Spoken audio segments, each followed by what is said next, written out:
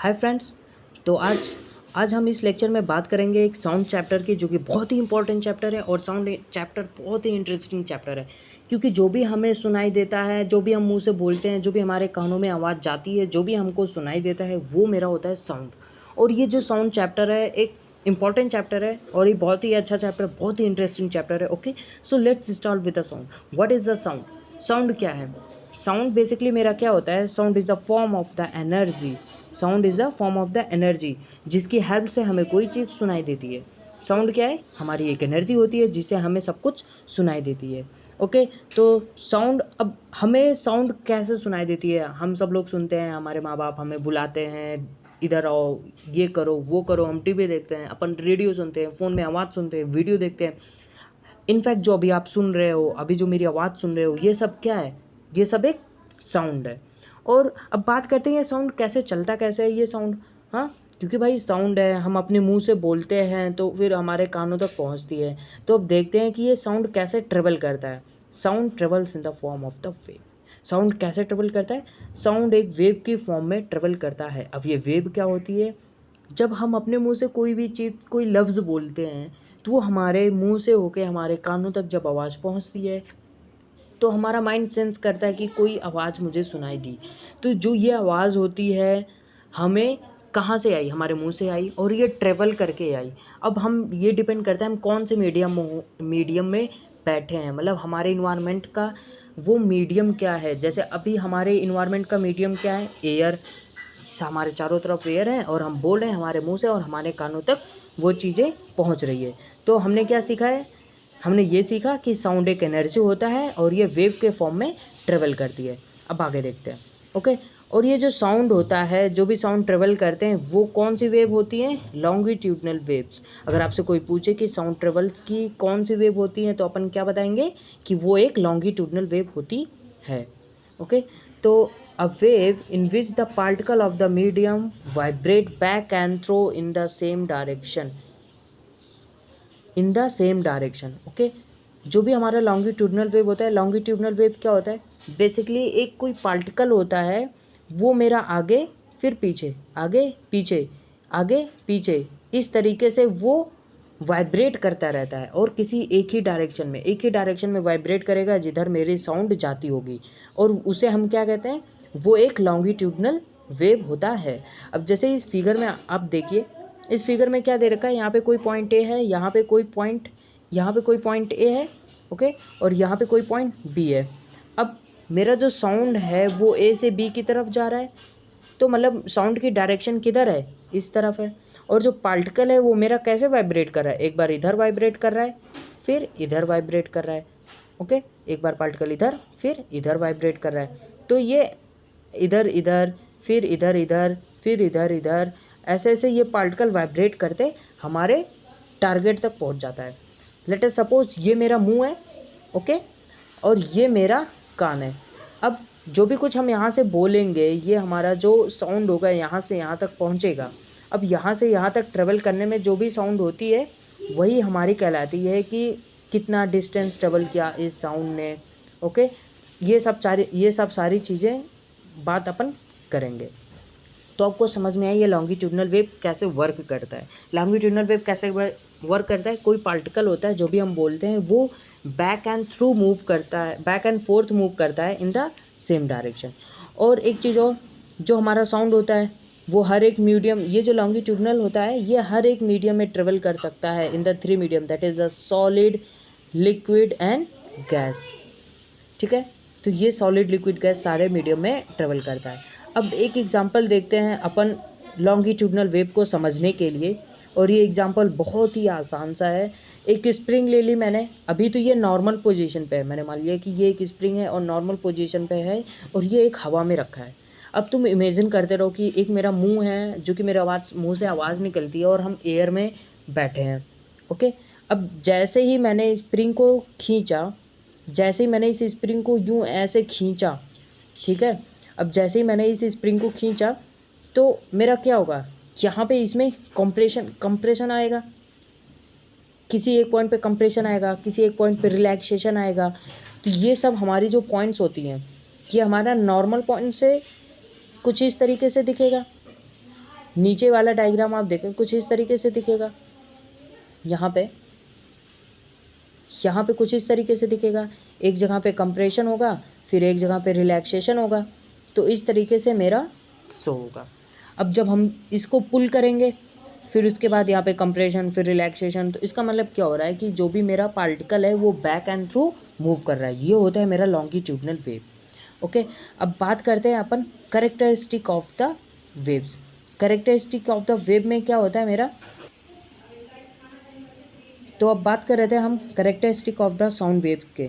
तो sound wave की characteristic का मतलब क्या होता है मेरा, जो कि वेवलेंथ क्या होती है, एम्पलीट्यूड क्या होता है, मेरा टाइम पीरियड क्या होता है, फ्रीक्वेंसी क्या होता है, वेलोसिटी क्या होता है, इन सब चीज़ों के बारे में अपन देखेंगे।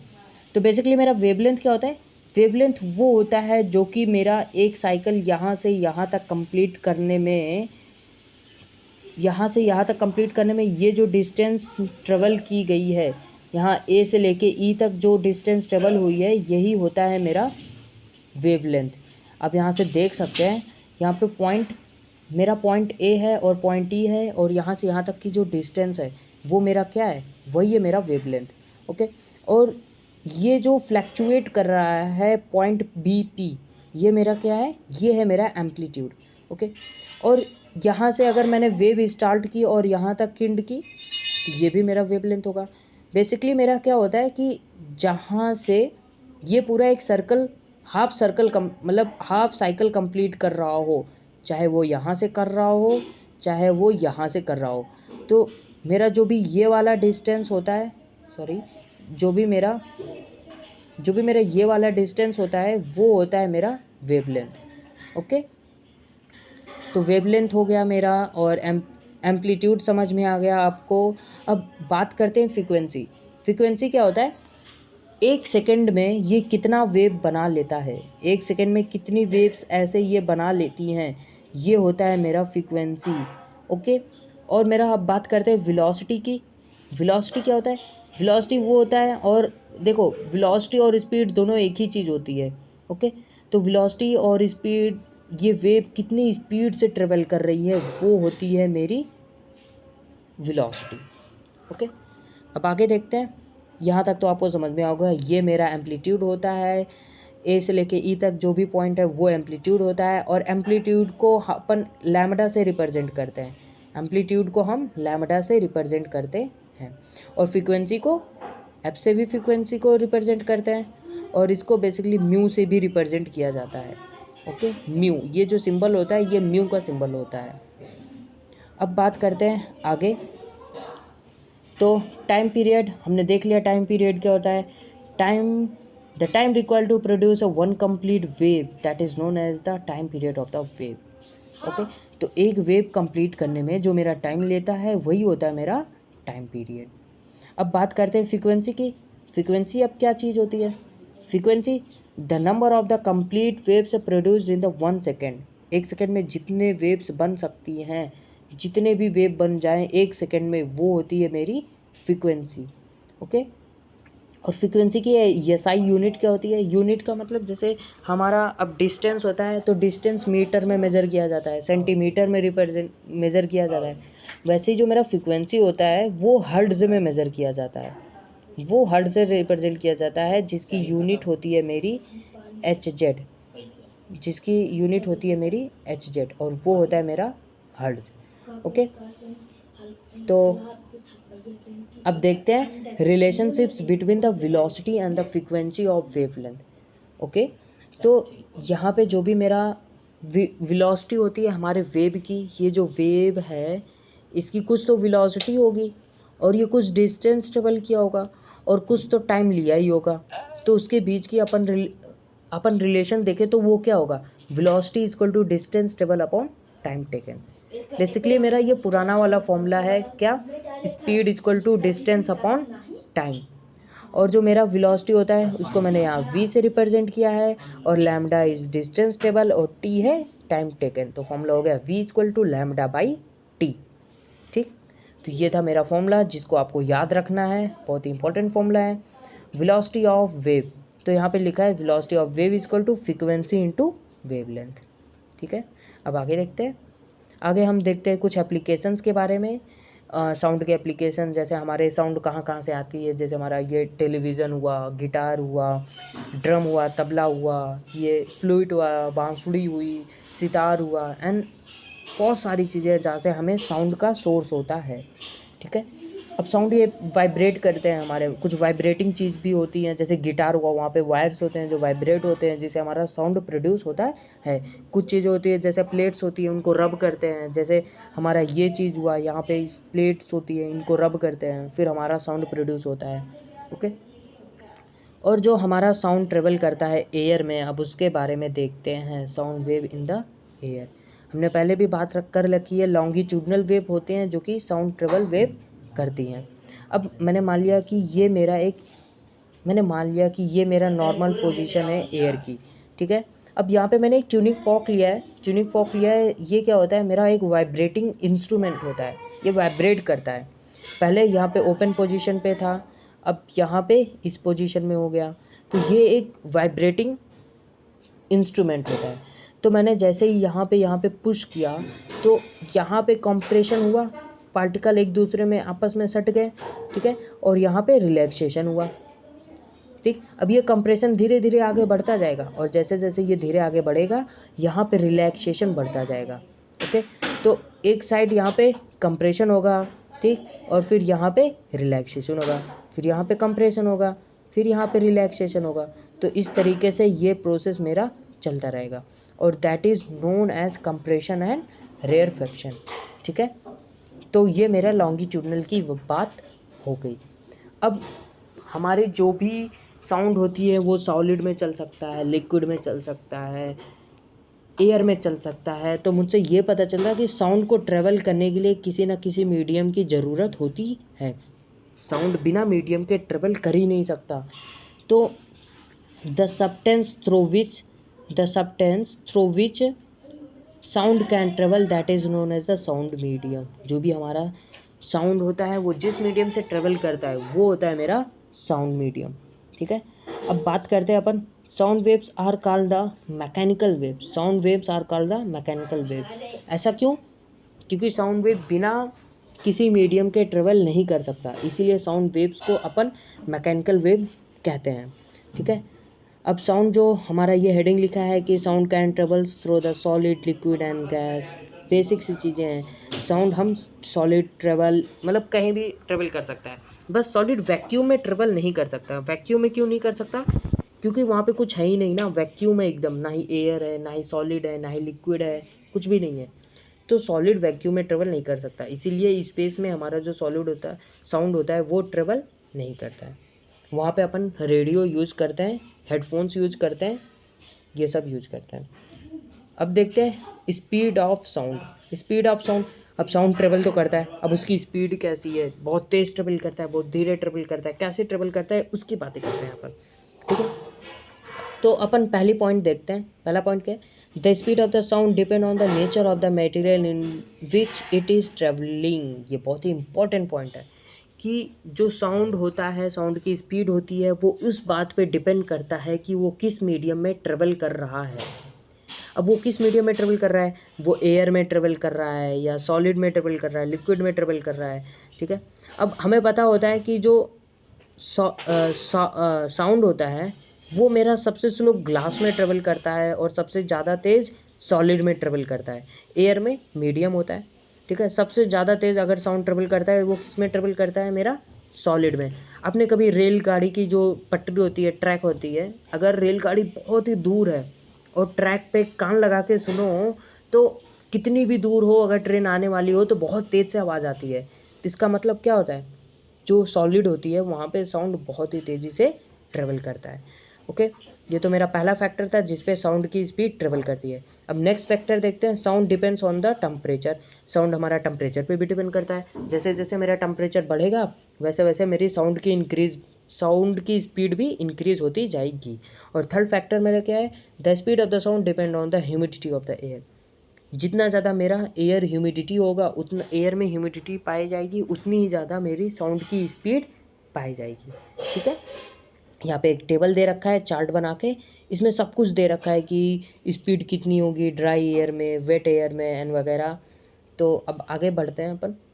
तो रिफ्लेक्शन ऑफ द साउंड क्या है? रिफ्लेक्शन ऑफ द साउंड ये मेरा एक टॉपिक है। रिफ्लेक्शन ऑफ द साउंड का मतलब हम कोई चीज़ बोलते हैं तो वो चीज़ वापस टकरा कर आ जाती है। अब जैसे गेंद को फेंकोगे दीवार में तो वो वापस टकरा कर आएगी ना।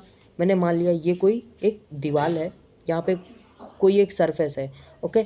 अब मैंने यहाँ से कोई चीज़ बोला तो ये यहाँ पे गई और ये ट्रेवल करके यहाँ पे आ गई, ओके। तो मेरा ये रिफ्लेक्ट हो गई साउंड, कुछ साउंड रिफ्लेक्ट हो गई, कुछ यहाँ पे एब्जॉर्ब हो गई। तो ये सारी चीज़ें हमारी क्या कहलाती हैं? Reflection of the sound. अब आगे बात करते हैं, यहाँ पे क्या लिखा है? The bouncing back of the sound when it strike a hard surface that is known as the reflection of the sound. वही जो मैंने अभी आपको बताया। तो साउंड मेरा क्या होता है? रिफ्लेक्शन ऑफ साउंड क्या होता है? Back of the sound from any surface, वो होता है मेरा साउंड, रिफ्लेक्शन ऑफ साउंड।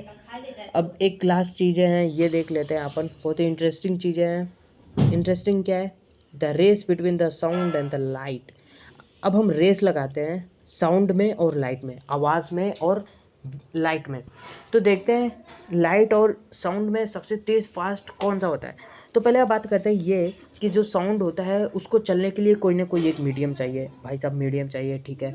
और जो हमारा लाइट होता है उसके लिए कोई मीडियम की ज़रूरत नहीं है, वो मीडियम में भी चल सकता है, मीडियम ना हो वहाँ भी चल सकता है, स्पेस में भी चल सकता है। सूरज की रोशनी कहाँ पे है, कितनी दूर है, लेकिन फिर भी वहाँ से हमें रोशनी आती है, क्यों? स्पेस तो वैक्यूम है। लेकिन जो मेरा लाइट होता है वो वैक्यूम में भी ट्रेवल कर सकता है, सॉलिड में भी ट्रेवल कर सकता है, सॉरी सॉलिड में भी, हाँ ऑफकोर्स सॉलिड में भी ट्रेवल कर सकता है। जो भी ग्लास होता है, कांच होता है, कांच में भी सॉलिड में ट्रेवल करता है मेरा लाइट। तो साउंड जो होता है वो उसको ट्रेवल करने के लिए एक मीडियम चाहिए, और मेरा जो लाइट होता है उसके लिए कोई मीडियम की रिक्वायरमेंट नहीं होती है। वो मीडियम हो या ना हो वो तो ट्रेवल करेगा ही, ठीक है। अब हम कुछ एक इम्पॉर्टेंट सी मतलब एक फैक्ट है वो जानते हैं। क्या है कि बारिश के मौसम में जब भी हमारा बिजलियाँ कड़कती हैं, बिजलियाँ जब कड़कती हैं तो आपने सुना होगा कि आवाज़ आती है, बहुत ही गड़गड़ की आवाज़ आती है, जो कि कहते हैं बादल गरज रहे हैं। तो और बिजलियाँ चमकती भी हैं। तो आप सोच सकते हो सबसे पहले बिजली की आवाज़, पहले बिजली गरजने की आवाज़ सुनाई देती है, बिजली का चमकना दिखाई देता है। तो आप सोचो, ठीक है। तो हाँ दोस्तों, आप एकदम सही सोच रहे हैं कि हमारा बिजली का कड़कना बाद में सुनाई देता है, सबसे पहले हमें उसकी लाइट दिखाई देती है। क्यों ऐसा क्यों होता है? क्योंकि जो लाइट होती है उसके लिए कोई मीडियम की रिक्वायरमेंट होती ही नहीं, वो बहुत ही तेज़ से ट्रेवल करता है, बहुत ही फास्ट ट्रेवल करता है देन द साउंड, ठीक है। इसलिए हमें बिजली पहले दिखाई देती है, फिर उसकी आवाज़ सुनाई देती है। अब यही फैक्ट है, जैसे सचिन तेंदुलकर मार रहे हैं क्रिकेट में छक्का, और हमारा बैट में जब बॉल पड़ता है, जब बॉल पे बैट पड़ता है तो मेरा दिखता है हमें कि पहले ही बैट पे बॉल पड़ जा रहा है, लेकिन उसकी आवाज़ बाद में सुनाई देती है, ये चौका। तो मेरा क्या होता है कि हमारी जो लाइट होती है, लाइट की स्पीड बहुत ही तेज़ होती है साउंड के स्पीड से, इसलिए हमें लाइट वाली चीज़ें पहले दिख जाती है और साउंड बाद में सुनाई देता है। ये रहा मेरा वो वाला पॉइंट, बैट में मारने वाला छक्का, ओके। अब एक चीज़ और आपने कभी देखा हो मूवी वगैरह में या फिर रियलिटी में देखा हो कि जब गन को फायर किया जाता है, जब बंदूक चलाई जाती है तो उसमें से चिंगारी पहले निकलती है और गन की आवाज़ बाद में सुनाई देती है। इसका भी बच्चों वही लॉजिक है। लॉजिक क्या है? सिंपल है कि हमारा जो साउंड होता है उसके लिए मीडियम की रिक्वायरमेंट होती है, और जो लाइट होता है वो वैक्यूम में भी ट्रेवल कर सकता है। जो हमारा लाइट होता है वो बहुत ही तेज़ होता है, स्पीड ऑफ लाइट इज़ बहुत ही ज़्यादा होता है हमारे स्पीड ऑफ साउंड के, ठीक है। तो ये था मेरा साउंड चैप्टर पूरा। आई होप आप सबको समझ में आया होगा। नहीं समझ में आया होगा तो एक बार वीडियो फिर से देखना, और ये पीडीएफ है और ये वीडियो के रूप में आप सभी के सामने है। पॉज करो स्क्रीन को, इस पूरे को अच्छे से कॉपी कर लो, याद करो, एंजॉय करो, अच्छे से पढ़ाई करो। Keep smiling and be positive. और हाँ, कोई भी डाउट हो तो आप कमेंट सेक्शन में ज़रूर पूछना, और मेटल एंड नॉन मेटल का लिंक डिस्क्रिप्शन में दे रखा है, वो आप ज़रूर देख लेना, क्योंकि ये बहुत सारे इंपॉर्टेंट चैप्टर्स है, बेसिक चीज़ें हैं, आपको आना बहुत ज़रूरी है। And please like, share, comment and subscribe my channel, and don't forget to watch the video. Please don't skip the video, watch it full. Okay, so thank you, bye.